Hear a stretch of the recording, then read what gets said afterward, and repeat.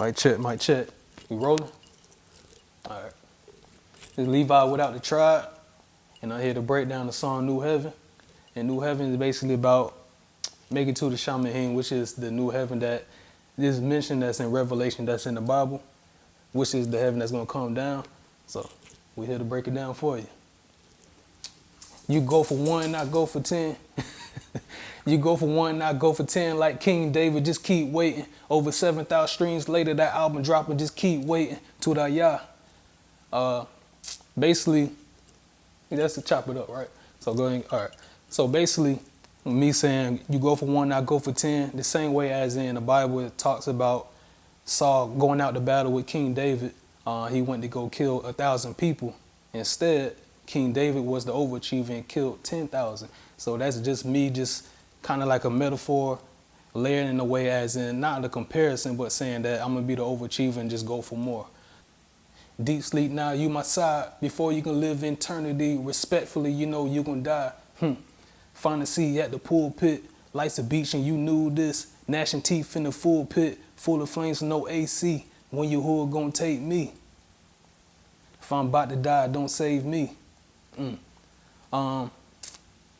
Me saying life's a beach and you knew this is funny because people think I'm saying life's a B or the B word or anything like that, but I'm really saying life's a beach, basically saying that life is a beach. Before you actually start your life as you being on the right path, you're basically got to go through the water, as that's the immersion, the baptize of you coming out that water to start a new life. So I'm saying that life is a beach, and it's just a metaphor of me saying you knew this as the word knew this, and you saying you knew this, using that to kind of break down and layer the word in the way as in people were saying battle rap term word bending or bar bending. But me saying that you're naked in a word, as in the same way I go back to Genesis with Adam and Eve, how they were naked, and when they found out they was naked, they was nudist, like they was nude. They was shameful when they found out that they were naked when they ate the fruit from the tree. So that's my way as in putting that in the way of breaking it down in short term. I know you don't hate me. Gold chains, no golden calf, been staying humble pretty lately. If you a prophet, then pay me. I said, you a prophet, then pay me. So me saying that gold chains, no golden calf, been staying humble pretty lately. I'm saying basically like I'm being humble, even though it might seem like I'm being materialistic, me saying it, or being braggadocious, but I'm not. This is just materialistic things I have. It is valuable or anything like that, but I'm not idolizing it. I'm not worshiping it, anything like that. So that's why I was saying gold chains, no golden calf. I'm not idolizing the gold or anything like that. It is just something I wear that's I can just give away and pass down to my kids one day. Anybody can quote the Bible. I'm on that. It's a known fact. Even Hashatan himself, he known the Bible. Never let the devil own the title. Better yet, the devil know we rivals, triangles, but we gon' recycle. Your soul in the line. The mark of the beast is a covenant. Please don't go for the signs. Yeah, that's it. Yeah. All right. So I'm me breaking that down as in, well, when I say Hashatan, that just in Hebrew, that's Satan. That's the devil. Just using the Hebrew word in the term. But me saying that when I say anybody can quote the Bible, I'm on that. So me saying that anybody can quote the Bible and say that, oh, you got to live your life this way and this scripture says this, but what does it say around the scripture? What does it say in the actual chapter? Are you actually living what it says in the scripture? So anybody can quote something, but are you living it? So that's with any religion.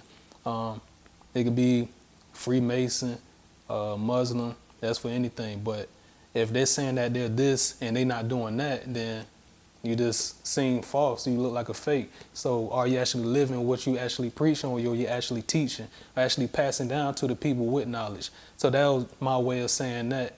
When I said when Hashatan, even himself, he known the Bible, me is saying that when you actually read the book, that the devil was, a Malakim was in Hebrew, an angel, was a fallen angel. He actually knew the word, he knew the Bible, but he also did the opposite of what he was supposed to live and what he was told. So me saying that is that it can be some evil people in this world that knows that how it's going to end one day, how you're supposed to live your life, but at the same time, they still live in the sin, they still live in evil. So that was that. All right. That Richard Mille don't worth nothing, that new heaven. That new Bentley don't worth nothing, that new heaven. That bread of life worth much more when it's unleavened. That's the hook right there. So with that, me saying that Richard Mille don't worth nothing, that new heaven, that's basically, I actually witnessed myself. I went into the Richard Mille store when I was in Vegas one day. And I was just interested. When I walked in, they said they had a watch for $2.5 million. And I was just like, yeah, it could be a great investment. Depends on your tax bracket.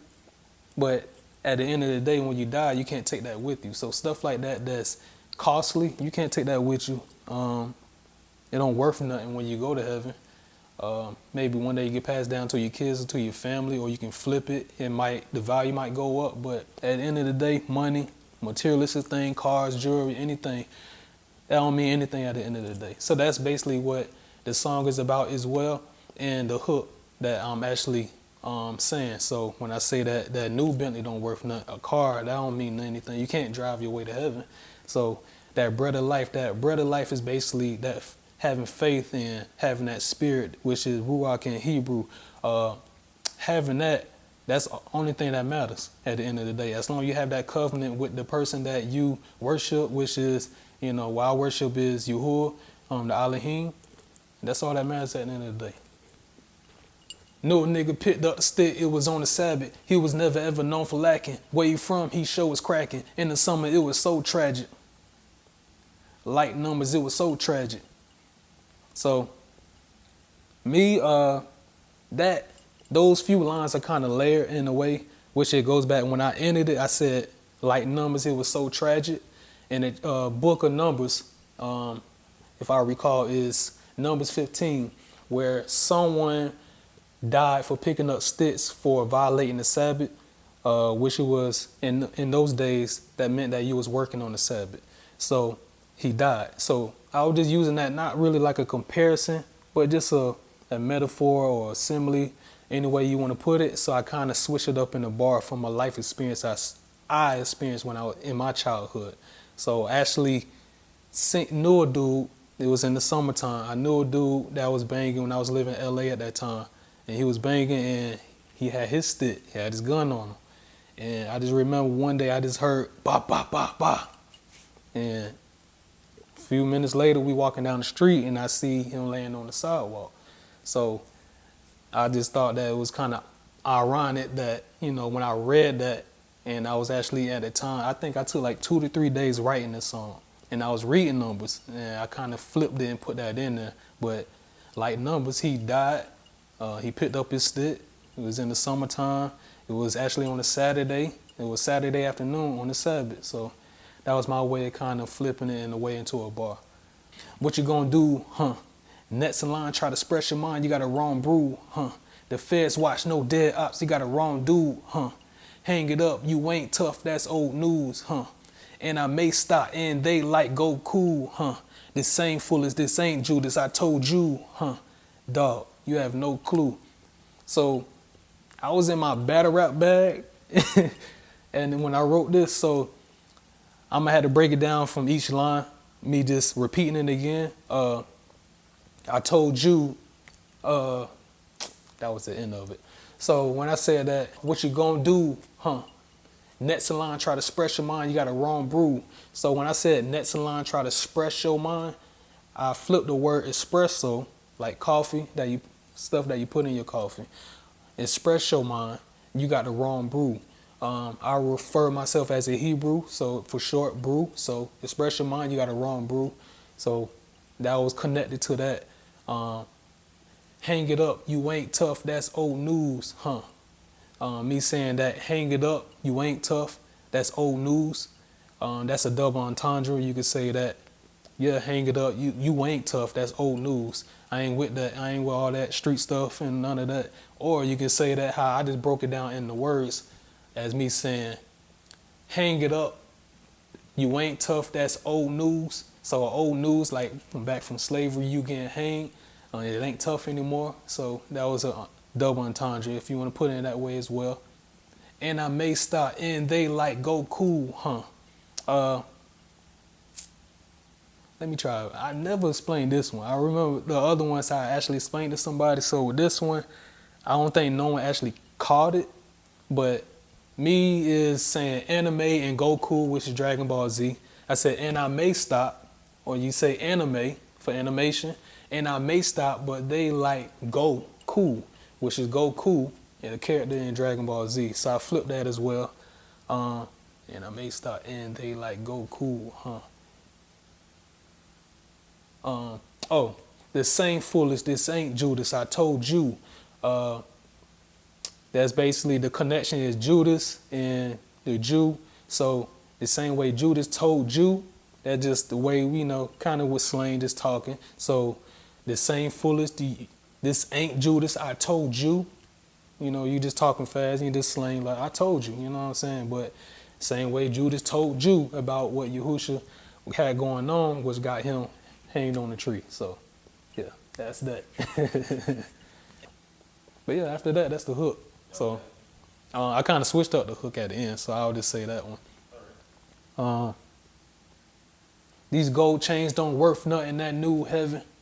My bank account don't worth nothing, that new heaven. That bread of life worth much more when it's unleavened. So with that, it's kind of reverting back to the first hook. I just switched up the words a little bit. Me just saying these gold chains ain't worth nothing, that new heaven. Like I said, it's valuable in the word. I mean, it's valuable, excuse me, it's valuable in the world, but not in the word. I mean, it's nothing that really matters at the end of the day when you die and you able to live eternally, live forever. When you make it into them gates. So when you get into them gates, there's going to be transparent gold roads everywhere.